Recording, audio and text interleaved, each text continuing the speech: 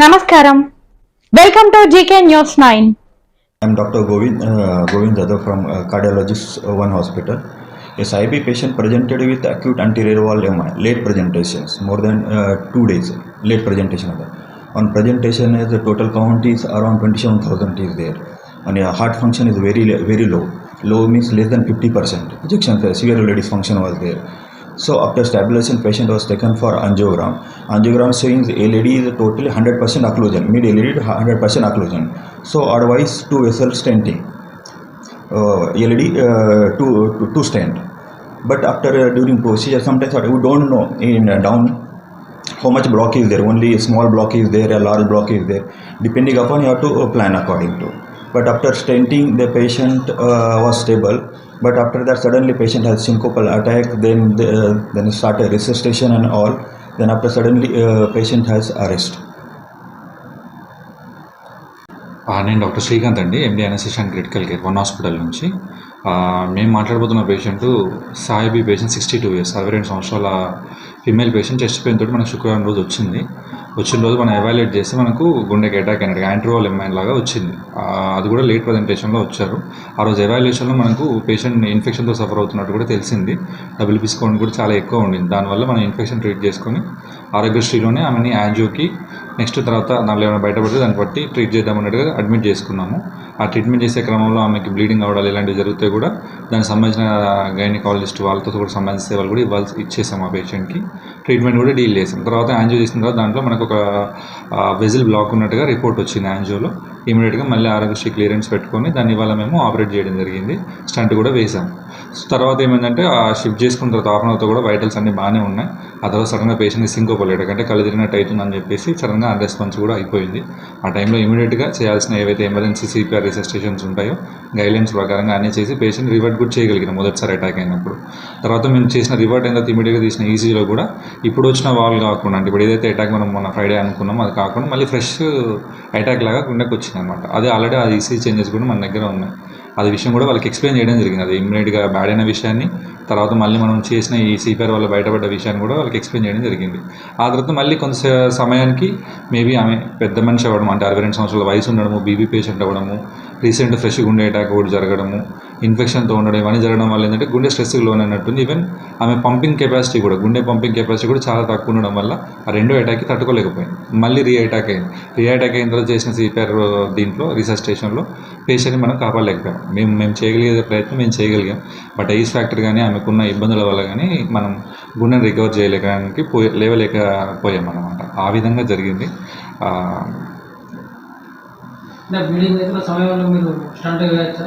Bleeding కాదు, ఆమె complaint ఏంటంటే పీవీ బ్లీడింగ్ అంటే మనకు ఫిమేల్స్ వాళ్ళకి సంబంధించిన డాట్స్ లాగా అట్లా కనబడుతుందంటే డౌట్ ఉండకుండా చెక్ చేయించాం. అందుకని మనం ఈ 4 days గ్యాప్ ఇచ్చి మనం ముందుకెళ్ళాం.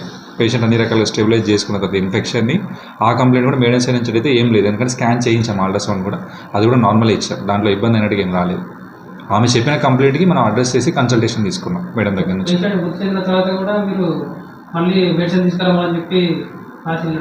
సార్ యాక్చువల్గా జరిగింది ఏంటంటే మనకు ఎమర్జెన్సీ ఎప్పుడైతే మనకు పేషెంట్ బ్యాడ్ అయిందని అనుకున్నామో ఆ బ్యాడ్ అయినప్పుడు మనం చేసిన ఎమర్జెన్సీ థింగ్స్ ఏవైతే ఉంటాయో మనం ఒక కిట్ మెయింటైన్ చేస్తాం ఐసీయూలో. అది ఆరోగ్యశ్రీ అయినా, క్యాష్ పేషెంట్ అయినా, ఏ పేషెంట్ అయినా. సో దాని ఏంటంటే ఎమర్జెన్సీలో యూజ్ చేసినప్పుడు ఏంటంటే రీప్లేస్ చేయించేటప్పుడు ఏంటంటే care of so and so పేషెంట్కి తెలిసి ఉండాలి కాబట్టి ఆ పర్టికులర్ పేషెంట్ అటెండర్స్కి ఆ మెడిసిన్స్ అన్ని రాసిచ్చి ఎమర్జెన్సీలో యూజ్ చేసిన డ్రగ్స్ కాబట్టి రీప్లేస్ చేయమని చెప్తాం. దాన్ని పే చేయడం ఇదనేది వాళ్ళు కల్పిస్తున్న విషయాలు. కాకపోతే మనం రీప్లేస్ చేస్తుంటే so and so patient use చేస్తాం కాబట్టి మళ్ళీ నెక్స్ట్ పేషెంట్కి లేదంటే అక్కడ ఉన్నాయని ఎమర్జెన్సీ కేసులే ఉంటాయి కాబట్టి ఏది బ్యాడ్ అయినా మళ్ళీ యూజ్ చేసేలా ఉండేలాగా దాన్ని కొంచెం డిఫరెంట్గా వాళ్ళు ప్రజెంట్ చేస్తారని జరిగింది. అయితే ఆపరేషన్ కాదు, ఎమర్జెన్సీ రీసస్టేషన్ కిట్ అంటాం. ఒక గుండె సడన్గా అయినప్పుడు ఇంజెక్షన్స్ కావచ్చు, బీపీ పెంచడానికి కావాల్సిన ఇంజెక్షన్స్ కావచ్చు, మనం ట్యూబ్ వేయాలంటే ఒకవేళ పేషెంట్కి ఆక్సిజన్ అందించడం కోసం వెంటిలేటర్ పెట్టాల్సి వచ్చినా దానికి సంబంధించిన ట్యూబల్ థింగ్స్ కావచ్చు, ఇవన్నీ ఆ కిట్లో ఉంటాయి.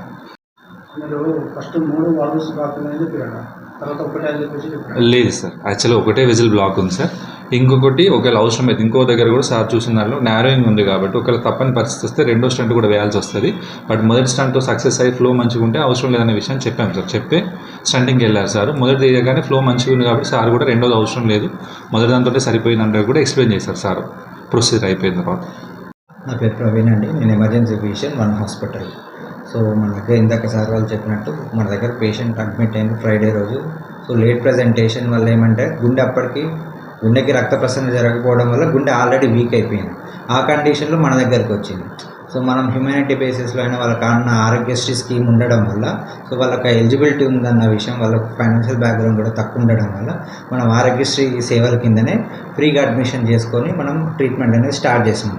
సో తర్వాత పరీక్షలు చేసిన దాంట్లో రక్త పరీక్షలలో ఇన్ఫెక్షన్ అనేది 27,000 చిల్లర ఉండడము, అండ్ దాంతోపాటు హైపర్ టెన్షన్, గుండె స్కాన్ చేసిన దాంట్లో కూడా ఎల్వి ఫంక్షన్ అనేది 37% పడిపోవడం, ఇవన్నీ ఉన్నాయి. అవన్నీ ఉన్నా కూడా మేము రిస్క్ తీసుకొని పేషెంట్కి బెనిఫిట్ అవుతే మంచి ప్రాణం కాపాడగలుగుతామన్న ఉద్దేశంతో అడ్మిషన్ ప్రాసెస్ చేసి ట్రీట్మెంట్ అనేది కంటిన్యూ చేస్తాం. సో దాంట్లో నెక్స్ట్ భాగంలో ట్రీట్మెంట్ భాగంలో యాంజియోగ్రామ్ అనేది నెక్స్ట్ మ్యాండేటరీ. సో దానికోసం చేద్దాం అనుకునే దానికి కూడా ఆమె కొన్నిసార్లు ఏమైందంటే ఆమెకి మన ఫీమేల్స్కి కొన్నిసార్లు నెలసరి ఉంటుంది. సో అలా ఏమైనా మనకి దానికి బ్లీడింగ్ అవుతుంది అనే ఉద్దేశంతో గైనకాలజిస్ట్ని కూడా మనం చూపిస్తే మేడం వాళ్ళు అల్ట్రాసౌండ్ స్కాన్ చేయించారు, దానికి సంబంధించి బాగానే ఉందన్నారు, యాంజియోగ్రామ్ చేసుకున్నామని చేసాం. సో సార్ చెప్పినట్టు ఒక వెజిల్ అనేది బ్లాక్ అయింది, దాంట్లో 2 స్టంట్లు పడే అవకాశం ఉందన్నట్టు మనం అనుకొని అప్లై చేసాము. స్టంట్ పర్మిషన్ వచ్చింది, స్టంట్ వేసాం. తర్వాత ఫ్లో వచ్చింది, యాంజియోగ్రామ్ చేసిన తర్వాత ఐసీకి షిఫ్ట్ చేసిన తర్వాత కొన్నిసార్లు ఏంటంటే మనకి స్టంట్ కూడా బ్లాక్ అయ్యే అవకాశం ఉంటుంది, లేదంటే కొన్నిసార్లు ఏంటంటే మళ్ళీ అటాక్ అయ్యే అవకాశం ఉంటుంది. సో ఎట్లా హార్ట్ అటాక్ ఏ నిమిషం ఎలా రియాక్ట్ అవుతుంది అనేది కూడా చెప్పే పరిస్థితి ఉండదు. సో ఆ ఉద్దేశంలో సడన్గా ఆమెకు కళ్ళు తిరగడం, సడన్గా ఆక్సిజన్ పడిపోవడం, పల్స్ పడిపోవడం ఇవన్నీ చూసి ఇమీడియట్గా మనకి గైడ్లైన్స్ ప్రకారం సిపిఆర్, వెంటిలేటర్ పెట్టడం ఇవన్నీ చేసినాక కొన్ని సైకిళ్ళకి ఆమె మళ్ళీ పల్స్ అనేది వచ్చింది. ఆ పల్స్ వచ్చిన తర్వాత దానికి కావాల్సిన ఈసీజీ చేంజెస్ చూస్తే మళ్ళీ కొత్త వెజిల్ ఏదైతే హార్ట్ భాగంలో మేజర్గా మనం 3 రక్తనాళాలు ఉంటాయి, ఇప్పుడు వచ్చిన రక్తనాళం కాకుండా వేరే రక్తనాళానికి బ్లాక్ చేంజెస్ అనేటివి వచ్చినాయి. సో అది కూడా 3 సార్లు పేషెంట్ అటెండెంట్ని పిలిచినాము. ఫస్ట్ అరెస్ట్ అయినప్పుడు పిలిచినాము, తర్వాత సెకండ్ టైం రివైవ్ అయ్యి అంటే మళ్ళీ కొత్త అటాక్ లాగా వచ్చినప్పుడు పిలిచి చూపించినాము. అండ్ అది చూసిన తర్వాత కూడా మళ్ళీ ఏంటంటే ఇది ఎంతవరకు ఉంటుంది ఎంతవరకు చెప్పలేము కాబట్టి మేమైతే కావాల్సిన ట్రీట్మెంట్ కంటిన్యూ చేస్తున్నామని. ఆ క్రమంలో ఎందుకంటే మనకు ఐసీయూలో ఒక డ్రగ్స్ అనేది లిమిటెడ్ పెట్టుకోగలుగుతాం. సో రీసెస్టేషన్ చేసింది ఆల్మోస్ట్ 1.5 hour పైన చేసాం. సో అలాంటప్పుడు ఏంటంటే కొన్ని ఇంజెక్షన్స్ ఎవ్రీ 3 minutesకి ఒకసారి ఇంజెక్షన్ ఇచ్చుకోవాలి. సో అంత స్టాక్ మన దగ్గర ఉండదు కాబట్టి, సో ఈ స్టాక్ అంటే మన దగ్గర ఉన్న క్వాంటిటీ అయిపోతున్నది కానీ వాళ్ళకి స్లిప్ రాసిచ్చి మీరు అవి రీప్లేస్ తెచ్చుకోండి, ఎందుకంటే ఏదైనా పేషెంట్కే ఇస్తాం, మనం పేషెంట్కి ఇస్తే వాళ్ళు తీసుకొచ్చుకుంటారు కాబట్టి. సో అవి ఇచ్చిన తర్వాత వాళ్ళు అక్కడికి ఫార్మసీకి వెళ్ళి తీసుకున్నారు. బట్ వాళ్ళైతే ఏది క్లెయిమ్ చేస్తున్నా అది మనం కరెక్ట్ కాదని, ఎందుకంటే మనం ఇచ్చింది ఆరోగ్యశ్రీలో ఫ్రీ సర్వీస్, మనం వాళ్ళ హెల్ప్ చేయడానికి అంటే వాళ్ళకి ఎలిజిబిలిటీ ఉంది కాబట్టి మనం అన్ని రకాలుగా వాళ్ళకి సహాయం చేశాము. ఈవెన్ ఇన్ఫెక్షన్ ఉన్నా కానీ, ఎల్వి ఫంక్షన్ బాగాలేకపోయినా కానీ ఇవన్నీ చేశాం. సో ఇవన్నీ చేసిన తర్వాత కూడా అటెండర్స్ కూడా ఏంటంటే మేము చెప్పేది పరిస్థితి బాగాలేదని 3rd time కూడా చెప్పిన తర్వాత ఆమె ప్రాణం ఎంత చేసినా కూడా ప్రాణం నిలబడలేకపోయింది. సో అలాంటి సమయంలో మేము ఏంటంటే చూపిద్దామని అనుకున్న సమయంలో ఇన్ఫర్మేషన్ ఇవ్వడానికి పిలిస్తే కూడా అటెండర్స్ ఎవరు రావడానికి దగ్గర రాలేదు, ఈవెన్ వాళ్ళు రెస్పాండ్ కాలేదు. సో ఆ సమయంలో ఇక మా మేనేజ్మెంట్ వాళ్ళు వేరే వాళ్ళకి ఇన్ఫామ్ చేసి పోలీసులకు ఇన్ఫామ్ చేశాము, ఎందుకంటే వాళ్ళు కూడా డాక్టర్స్ మీదకి కొందరికి మా స్టాఫ్ మీదకి సెక్యూరిటీని డాక్టర్స్ మీదని మేనేజ్మెంట్ వాళ్ళ మీద ఈవెన్ నా మీద కూడా రావడం జరిగింది. సో అలాంటి టైంలో మనం పోలీసులకు ఇన్ఫర్మేషన్ ఇచ్చాము. సార్ వాళ్ళు వచ్చారు, సార్ వాళ్ళు వచ్చిన తర్వాత వాళ్ళకు కూడా మేము అంతా క్లియర్ ఎక్స్ప్లెయిన్ చేసిన తర్వాత కండిషన్ పేషెంట్ని చూపించాము. అప్పుడు వాళ్ళ అటెండర్స్ వచ్చి డీటెయిల్స్ అన్నీ చూపించి తర్వాత వాళ్ళకి కావాల్సిన ఫార్మాలిటీస్ ఏమేమి ఉంటాయో డెత్ సర్టిఫికేట్ కానీ అవన్నీ చేసి సో పోలీసులకి బాడీ అనేది హ్యాండ్ ఓవర్ చేశాను. ఇప్పుడు పేషెంట్ అటెండర్ వల్ల ఆరోపణలు ఏంటంటే చనిపోయిన విషయం చెప్పలేదు, అయినా మళ్ళీ మందులు తెప్పిస్తున్నారు, దుర్సో ప్రవర్తిస్తున్నారు అని చెప్పేసి వాళ్ళు. అదే అండి, ఇప్పుడు మన హాస్పిటల్లో మొత్తం సీసీ కెమెరా కవరేజ్ ఉంటుంది. సో పేషెంట్ సడన్గా బ్యాడ్ అయినప్పుడు తర్వాత రీసెస్టేట్ అంటే కొన్ని సైకిల్ చేసిన తర్వాత మళ్ళీ పల్స్ రావడం, అది కౌన్సిలింగ్ చేసినాము. దాని తర్వాత మళ్ళీ బ్యాడ్ అయిందన్న విషయాన్ని కూడా మళ్ళీ పిలిచి చూపించినాము. ప్రతిదీ కౌన్సిలింగ్ మేము సీసీ కెమెరా అండరే ఉంటుంది. సో అవన్నీ మనకి సీసీ ఫుటేజ్ ఎవిడెన్స్ అనేది మన దగ్గర అవైలబుల్ ఉంది. సో వాళ్ళకి ఏంటంటే మనం ముందైతే ఇందాక నేను చెప్పినట్టు మన దగ్గర లిమిటెడ్ డ్రగ్స్ ఉంటాయి. ఆ లిమిటెడ్ డ్రగ్స్ అనేది ఎందుకంటే టీమ్ అంతా ఆల్మోస్ట్ ఒక 10 members నర్సింగ్ స్టాఫ్, 3 డాక్టర్స్, అందరం స్టాఫ్ అక్కడే ఉన్నాం. సో ఇవన్నీ డ్రగ్స్ తెచ్చుకోవడానికి మన సెక్యూరిటీ వాళ్ళకి ఇచ్చేసి వాళ్ళకి తెచ్చుకొని చెప్పాను. అప్పటి నుండి మళ్ళీ వాళ్ళు లోపలికి రాలేదు. సో మేము ఈవెన్ డెత్ అయింది అన్న ఇన్ఫర్మేషన్ అంటే లైక్ పల్స్ రావట్లేదు ఎంత ట్రై చేసినా కూడా ఈ ఇన్ఫర్మేషన్ ఇద్దామంటే వాళ్ళు ఎవరు ముందుకు రాలేదు.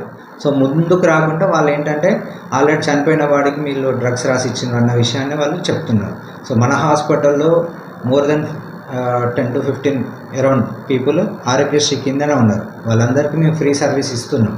సో వాళ్ళందరూ కూడా ఇలాంటి జబ్బులతో వచ్చిన వాళ్ళే, మంచిగా వాళ్ళు ఉన్నారు, ఇప్పుడు ఇబ్బంది పడుతున్నారు, ఇంకా వాళ్ళకి ట్రీట్మెంట్ కావాల్సిన వాళ్ళు కూడా ఉన్నారు. సో వాళ్ళకి ఎలా ట్రీట్మెంట్ వెళ్తుందో ఈ అమ్మకు కూడా అలానే ట్రీట్మెంట్ ఇచ్చాం. కానీ దాన్ని పేషెంట్ అటెండర్స్గా లేదంటే వాళ్ళ బంధువుల దాన్ని తప్పుగా అర్థం చేసుకొని అలా మాట్లాడుతున్నారు.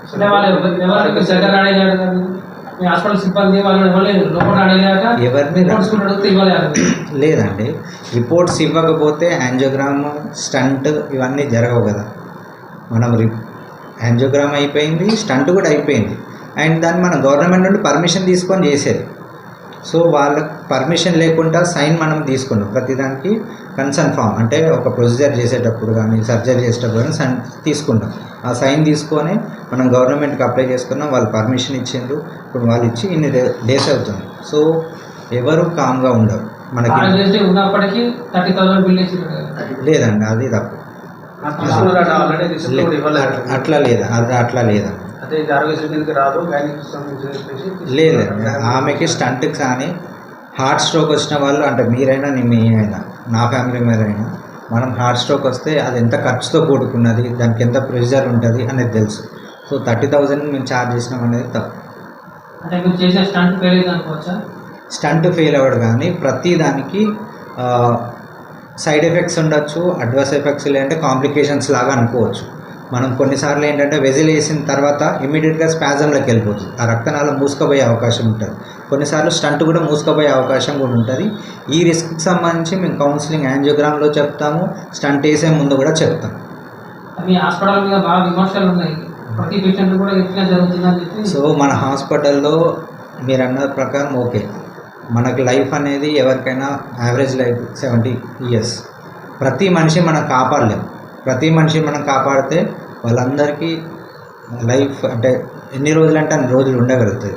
వాళ్ళ వయసు రీత్యా కానీ, వాళ్ళ ఆహార అలవాట్లు కావచ్చు, వాళ్ళకున్న ప్రీవియస్ జబ్బులు కావచ్చు, లేదంటే క్రానిక్ డిసీజెస్ కావచ్చు, అలాంటి అన్నిటికీ మనం ప్రతిసారి మంచి చేసి పంపలేము. సో అలాంటి సమయంలో పేషెంట్ మంచిగా ఉండే వాళ్ళు ఉంటారు, చనిపోయే వాళ్ళు ఉంటారు. సో అదే తప్ప అట్లా అయ్యేది ఉంటే ఇంతవరకు మనకి ఇంతమంది పేషెంట్కి మనం సర్వీస్ ఇవ్వలేదు. సార్ ఒక పేషెంట్ చెప్పేది ఇక్కడ చాలా రోజులు మీ దగ్గర వస్తున్నారు, కానీ వాళ్ళకి ఎలాంటి డిసీజ్ తగ్గట్లేదు అని చెప్తున్నారు. ఆల్రెడీ ఆపరేషన్ చేసినట్టు అన్ని చేసినట్టు. ఓకే, సో మీరే అంటున్నారు సార్ మన దగ్గరికి చాలాసార్లు వచ్చిండ్రు అయినా తగ్గట్లే అంటున్నారు. సో మేము అట్లాంటి వాళ్ళకి ఏంటంటే కొన్ని సెంటర్లలో కొన్ని సర్వీసెస్ ఇవ్వగలుగుతాం, కొన్ని ఇవ్వలేము. కొన్ని మన దగ్గర కావు అనుకున్న వాటికి ఏంటంటే మీరు హయ్యర్ సెంటర్కి వెళ్ళండి అన్న ఆప్షన్ ఇస్తాం. సో అలాంటప్పుడు వాళ్ళు వెళ్ళలేక ఇక్కడే ఉంటున్నారేమో, అదొక ఆప్షన్ అయి ఉండొచ్చు. ఒకవేళ నిజంగా వాళ్ళు మన దగ్గర తగ్గట్లేదు అన్నప్పుడు డెఫినెట్గా వాళ్ళకి ఈ డాక్టర్ దగ్గర పోతే నాకు మంచిగా కావట్లేదు అంటే నేను ఇంకో సెకండ్ ఒపీనియన్ తీసుకోవాలి, థర్డ్ ఒపీనియన్ తీసుకోవాలని వాళ్ళు చూజ్ చేసుకోవడానికి చాలామంది డాక్టర్స్ ఉన్నారు. సో అట్లా వాళ్ళకి నేను ప్రతిసారి హయ్యర్ సెంటర్కి కానీ బెటర్ ట్రీట్మెంట్ ఎక్కడ అవైలబుల్ ఉంటుంది అనే దానికి కానీ, ఎందుకంటే కొన్ని పరీక్షలు ఇక్కడ హైదరాబాద్లో లేదంటే ఢిల్లీకి పంపాల్సి వస్తే అట్లాంటి పరీక్షలు ఉంటాయి. అలాంటివి మేము చేయలేని సమయంలో కొంతమందికి కావాల్సిన ట్రీట్మెంట్ అందకపోవచ్చు. మేబీ దానివల్ల వాళ్ళు ఏమన్నా అట్లా అనుకుని ఉండొచ్చు. అదే మీరే ఫాలోఅప్ కొరకు 15 రోజులకు ఒకసారి నెలకు ఒకసారి రమ్మని చెప్తున్నారట. వాళ్ళు హాస్పిటల్ కొట్టుకుంటారని ఎలా లేదని చెప్పేసి అదే అండి. మీరు ఎలాంటి అంటే హయ్యర్ సెంటర్ పంపలేదు, మీరే హయ్యర్ సెంటర్ పంపడం మా చేతిలో అవసరం లేదండి. మేము వాళ్ళకి అడ్వైజ్ ఇస్తాం, మీరు ఎక్కడికైనా వెళ్ళొచ్చు, అది ఇండివిజువల్ చాయిస్, మనం ఆపడానికి ఆప్షన్ లేదు. వాళ్ళ ఇండివిజువల్ చాయిస్, వాళ్ళ ఆర్థిక పరిస్థితులు కావచ్చు, వాళ్ళకున్న కాంటాక్ట్స్ కావచ్చు, ఏదైనా డెసిజన్ తీసుకొని ఈవెన్ గవర్నమెంట్లు కూడా చాలా పెద్ద సెంటర్లు వచ్చినాయి. వరంగల్ ఎంజిఎం వచ్చింది, ఇంత సెంటర్లు వచ్చినాయి. మన దగ్గర ప్రైవేట్లో చేసుకోలేని పక్షాన్ని ఉంటే వాళ్ళు గవర్నమెంట్కి వెళ్ళైనా అక్కడ నుండి హయ్యర్ సెంటర్కి వెళ్ళొచ్చు. ఎందుకంటే మేము చాలా కేసెస్ ఏం చేస్తామంటే నిమ్స్కి పంపిస్తాం. ఎందుకంటే చాలామంది ఆర్థిక సమర్థ అందరూ పెట్టుకోలేరు కాబట్టి కొన్ని ప్రైవేట్లో చేసుకోగలుగుతారు, కొందరు చేసుకోరన్న దాని మీద నిమ్స్కి మేము చాలా కేసెస్ కూడా పంపిస్తాం. సరే, ఇప్పుడు మృతురాలి బంధువులు స్టాప్ పైన దాడి చేసారు, కొన్ని ఐటమ్ డ్యామేజ్ చేసినట్టు వాళ్ళేమో చేయలేదు అంటున్నారు, మరి ఏమో చేసినట్టు. సో మేము చేసాము చేయలేదనేది మీరు బయట వెళ్తే మా టీవీ అక్కడ ఉంది, అక్కడ డ్యామేజ్ అయ్యింది. సో దానికి కావాల్సిన సీసీ ఫుటేజ్ కూడా ఉన్నాయి. సో మీడియా సమావేశం అయిన తర్వాత మేము ఆ ఫుటేజెస్ కానీ అవన్నీ కూడా మేము సబ్మిట్ చేస్తాం. Hi, this is Neha Shetty. Please subscribe to GK News. Hi everybody, subscribe to GK News.